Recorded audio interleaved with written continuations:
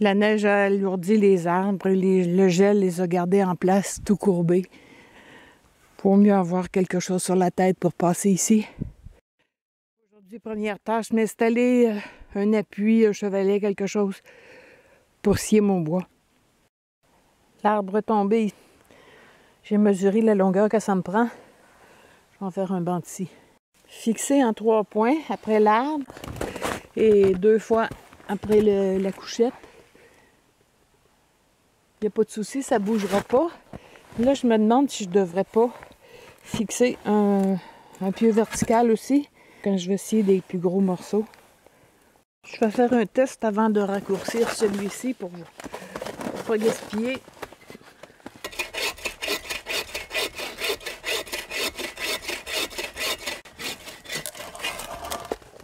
Parfait. Juste bien placé pour que je dépose le bois scié à côté du rond de feu.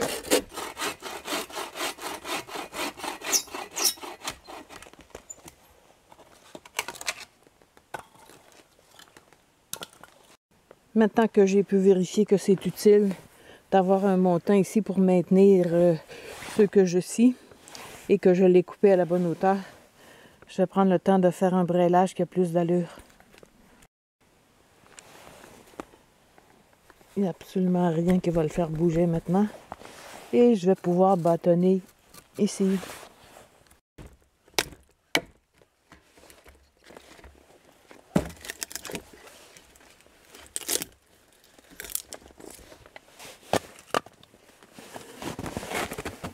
Bon, il est temps que j'enlève mes raquettes et que j'allume un feu. Mais juste avant, je vais aller fixer le réflecteur. Surtout pour couper le vent parce que ça amène toute la fumée.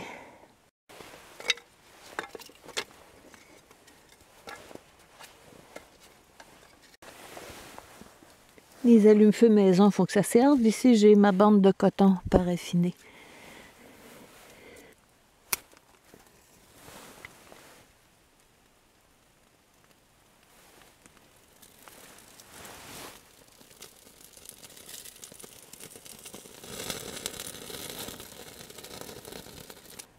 Avoir le bordel sur la couchette, pas difficile de savoir ça va être quoi le prochain projet. Ça me prend une table, sauf que je ne sais pas où la positionner. Du pain à griller pendant que la soupe chauffe tranquillement.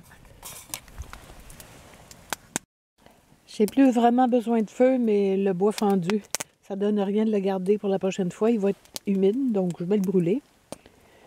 Et ça va me réchauffer les pieds pendant que je mange. Je sais pas si c'est grâce au réflecteur que la fumée monte tout droit. Je pense que oui. Mais en tout cas, ce dont je suis sûre, c'est que je suis dans une bulle de chaleur très confortable. En ayant derrière la toile, ça maintient toute la chaleur ici à l'intérieur. Je laisse le réflecteur ici. Je fais confiance aux gens. Et puis j'ai mis des travers sur le lit pour éviter que peut-être la toile colle dans la glace encore une fois. Le feu brûle encore un peu, mais j'ai mis un rondin ici pour soulever la toile. De plus, c'est rond, alors ça ne devrait pas percer. Il y a assez d'aération. Je pense pas que la toile va fondre avec ça. Que c'était une belle journée. Je suis toujours contente quand j'arrive. Il n'y a personne qui est passé. Bon, je ne suis pas certaine que c'était une bonne idée, ça. Ben, c'est sûr, ça empêchait de coller, mais d'un autre côté, ça empêcherait aussi de déneiger s'il y avait plus de neige. Par contre, ça m'a donné l'idée pour la table.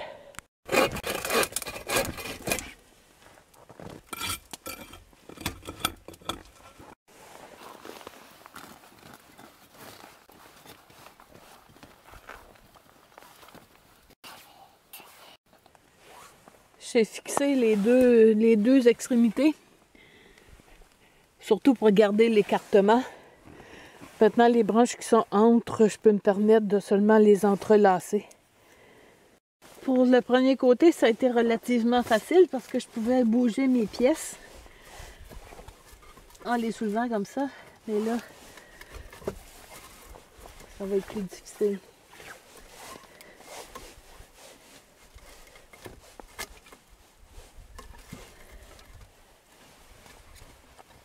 Donc je les passe dessus, dessous, dessus, dessous en alternant. Et puis je fais un aller-retour. Et ensuite un tour de frappe autour de chaque. Ça va être bien assez solide comme ça. Il fait quand même -10. Là.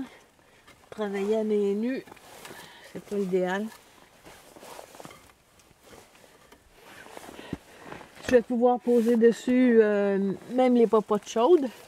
Et puis quand je m'assois, ben, même si le drap bouge, la table ne bougera pas.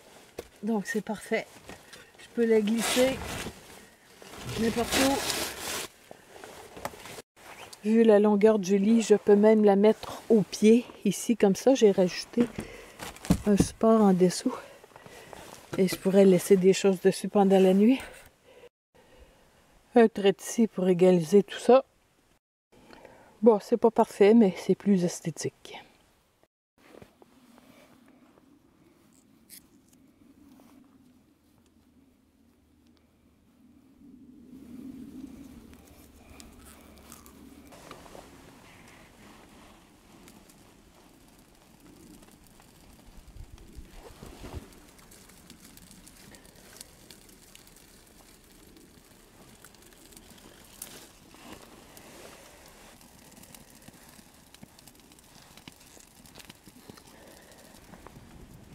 Avec ça, en l'abaissant ou en le remontant, je change la position de la popote pour l'avoir directement au-dessus des flammes.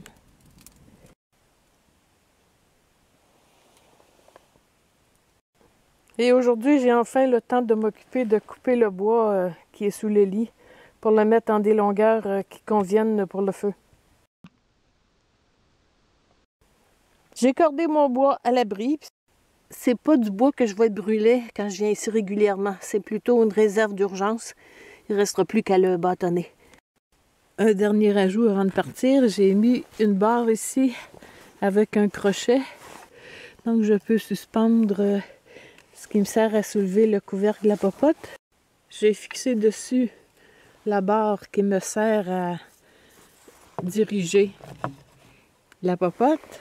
Et ça me permet aussi d'accrocher la suspension quand j'en ai pas besoin pour pas qu'elle pende au-dessus du feu. Je vais laisser la table à cette position en refermant la toile, comme ça va éviter qu'à cause du gel ou du dégel, il y ait une fusion entre la toile et le drap. Et comme la surface est unie, ça ne m'empêchera pas de déneiger la toile avec le frisbee.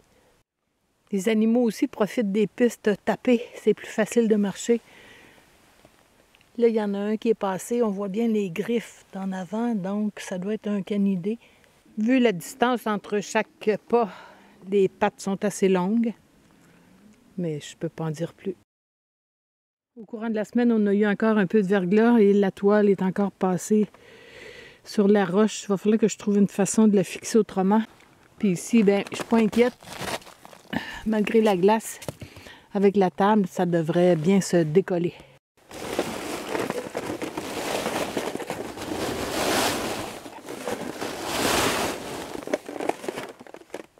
La grosse neige lourde, glacée, mais il n'y a rien qui a adhéré. Je vais essayer de retrouver le trou dont on parlait mocheur canadienne dans l'arbre qui était tombé. Un trou fait par un pic. Puis il m'a suggéré d'en faire une cabane d'oiseaux, c'est une bonne idée. Malheureusement, il n'est pas sur le dessus. Puis j'ai vérifié en dessous, il n'est pas là non plus. Ça veut dire qu'il est sur les pièces de bois en longueur ici qui servent à isoler mon bois du sol. Donc je ne vais pas pouvoir le sortir malheureusement. Ce que je veux faire aujourd'hui, c'est d'essayer de placer une fêtière qui serait moins haut. Comme ça, j'aurais plus de toile pour une projection vers l'avant. Avant d'enlever mes raquettes, je vais aller me chercher un arbre mort qui est assez droit. Je devrais trouver ça ici. Tant qu'à marcher avec les raquettes, j'en ai apporté 4. Il y en a un qui va servir pour la fêtière. Les 3 autres vont fournir le bois pour le feu d'aujourd'hui.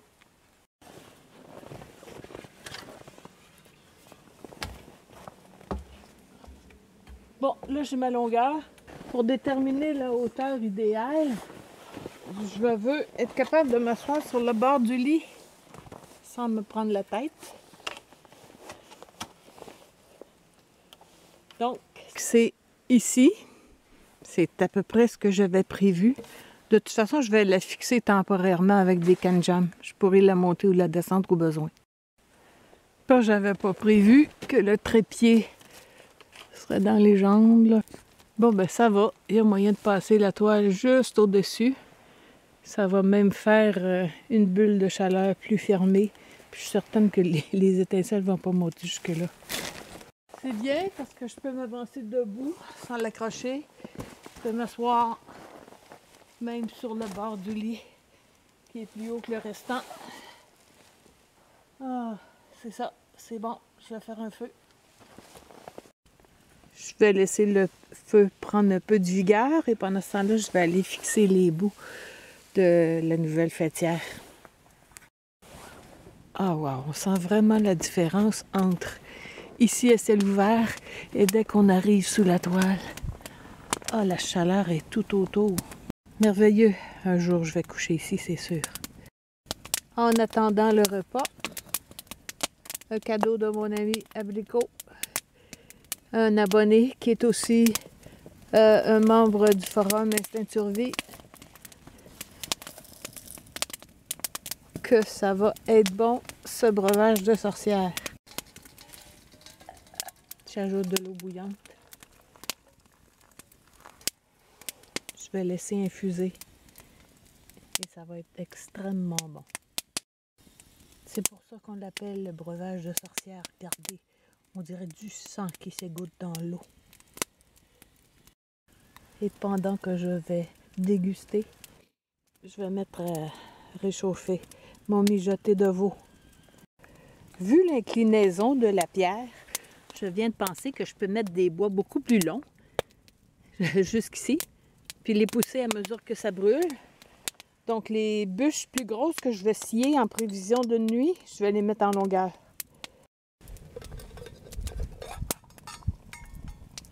Oh, ça sent trop bon!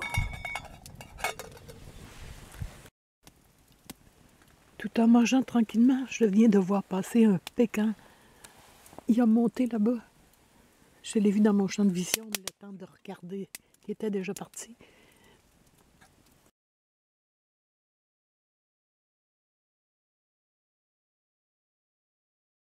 C'est peut-être l'odeur de mon dîner, d'ailleurs, qui l'a attiré. C'est carnivore, des pécans, il me semble. Quand il a vu qu'il y avait un humain qui venait avec ça, il a changé d'idée. Là, je fais fondre la neige pour nettoyer la popote. Un petit morceau de savon de Marseille qui va fondre dans l'eau chaude. Ça va être suffisant pour pouvoir laver. Ensuite, je me coupe des grosses bûches pour la prochaine fois. J'ai placé des travers sous le lit pour déposer mes bûches. Je ne sais pas si ça change quelque chose en hiver avec l'humidité, mais quand la neige va se mettre à fondre au printemps, s'il y a encore des bûches dessus, ça va sûrement les isoler.